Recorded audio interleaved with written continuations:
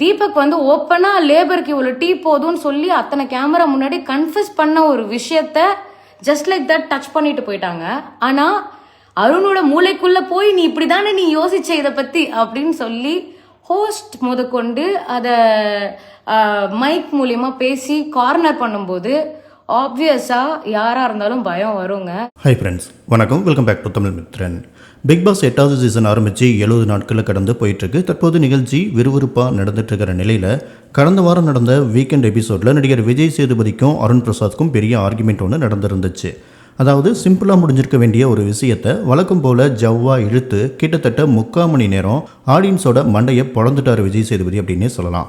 மேலும் விஜய் சேதுபதி தான் பேசுகிறத நியாயப்படுத்துறதுக்காக குரூப்பில் டூப்பாக 2 ஆடியன்ஸை கேள்வி கேட்க வச்சு அதுக்கு அவரே விளக்கம் வேற கொடுத்து கேள்வியும் நானே பதிலும் நானே அப்படிங்கிற மாதிரி சர்க்கஸ்லாம் பண்ணிட்டு இருந்தார். இந்த சீசன் ஆரம்பித்ததுலேருந்து விஜய் சேதுபதி கொஞ்சம் நல்லா தான் ஹோஸ்ட் பண்ணிட்டு இருந்தார். ஆனால் போட்டியாளர்கள் விஜய் சேதுபதி எதிர்பார்க்கிற பதிலை சொல்லலை அப்படின்னா அந்த பதில் அவங்க கிட்ட இருந்து வர வரைக்கும் விடாமல் துரத்தி டார்ச்சர் பண்ணி ஒத்துக்க வச்சிருவாரு. ஒருவேளை தப்புன்னு ஒத்துக்கிட்டாலும் ஏன் ஒத்துக்கிட்டீங்கன்னு விடமாட்டாரு அப்படின்னு ஏகப்பட்ட குற்றச்சாட்டுகள் விஜய் சேதுபதி மேல வந்துட்டு இருக்கு. விஜய் சேதுபதி ஒரு தீவிரமான கம்யூனிஸ்ட் ஆதரவாளர் அப்படிங்கிறது எல்லாருக்கும் தெரிஞ்சிருக்கும். தற்போது அவர் நடிச்சிருக்கிற விடுதலை 2 படமும் கம்யூனிஸ்டுக்கு ஆதரவாக இருக்கிற ஒரு படம் தான். பிக் பாஸ் வீட்டில் நடந்த டாஸ்க்கும் இது சம்மந்தப்பட்டதா இருக்கிறதால விஜய் சேதுபதி ரொம்பவே கனெக்ட் ஆகிட்டார் போல இருக்கு. தன்னோட மண்டைக்குள்ள என்னென்ன இருக்கோ அதெல்லாம் கொட்டி தீர்க்க அருணை ஒரு பகடக்காயை பயன்படுத்தியிருக்காரு. மொத்தத்தில் ஒரு 3/4 மணி நேரம் அருணுக்கும் விஜய் சேதுபதிக்கும் நடந்த அத்தனை விஷயங்களும் வாதங்களும் டைம் வேஸ்ட் அப்படின்னு தான் சொல்லணும். 2 பேரும் தனித்தனியாக விடிய விடிய பேசிக்க வேண்டிய விஷயங்களை பொதுவெளியில் பேசி மற்றவங்களோட நேரத்தை விரயம் பண்ணியிருக்காங்க. தற்போது அர்ச்சனா அருண் மேலே தப்பில்லை, ஹோஸ்ட் பிடுங்கினதெல்லாம் தேவையே இல்லாத ஆணி அப்படிங்கிற துணியில் சொல்லியிருக்காங்க. ஹலோ எவ்ரிபடி, எல்லாரும் எப்படி இருக்கீங்க? உங்ககிட்ட ஒரு கேள்வி கேட்குறேன். பிக் பாஸ் வீட்டுக்குள்ள போன வாரம் 2 எவிக்ஷன் நடந்தது.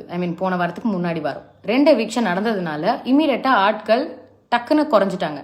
ஸோ டீம் பிரிக்கும் பொழுது கிச்சன் டீம்ல கம்மியான ஆட்கள் போட்டா போதும், ஏன்னா ஆட்கள் கம்மியாயிட்டாங்க, சமைக்க போற சாப்பாடோடைய குவான்டிட்டியும் கம்மி தான் அப்படின்றது அருணோட பாயிண்டா இருந்தது.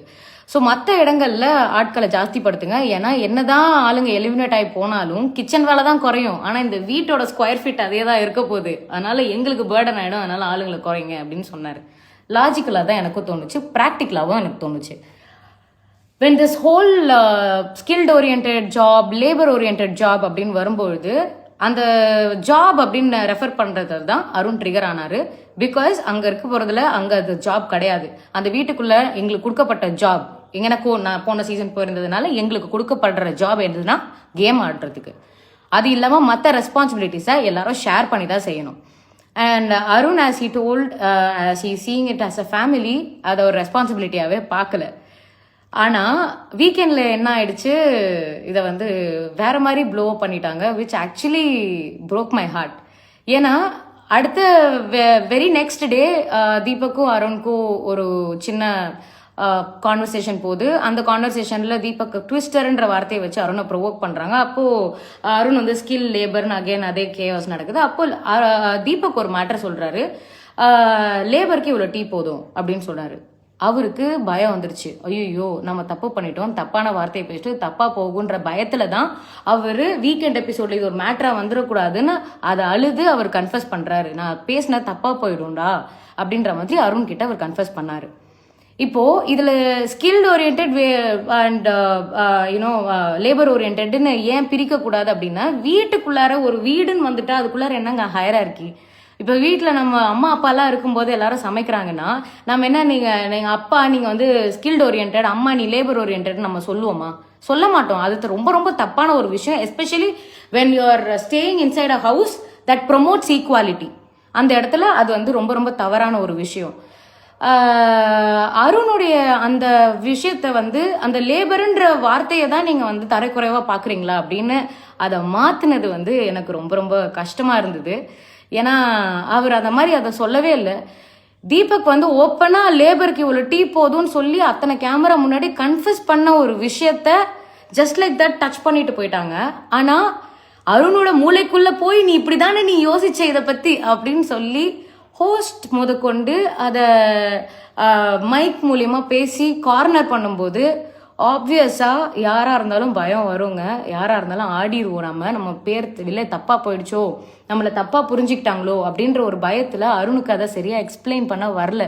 சார், இது ஒரு ஃபேமிலியாக நான் பார்த்தேன். இந்த ஃபேமிலிக்குள்ளே ரெஸ்பான்சிபிலிட்டிஸ் தான் இருக்கே தவிர ஜாப்ஸ் இல்லை. இந்த ஃபேமிலியை ரன் பண்ண ரெஸ்பான்சிபிலிட்டிஸ் இருக்குது. இந்த ரெஸ்பான்சிபிலிட்டிஸை நாங்கள் ஈக்குவலாக ஷேர் பண்ணணும்னு நினைக்கிறோம் அப்படின்ற பாயிண்ட்டை கரெக்டாக அருணால சொல்ல முடியல. Because he was scared.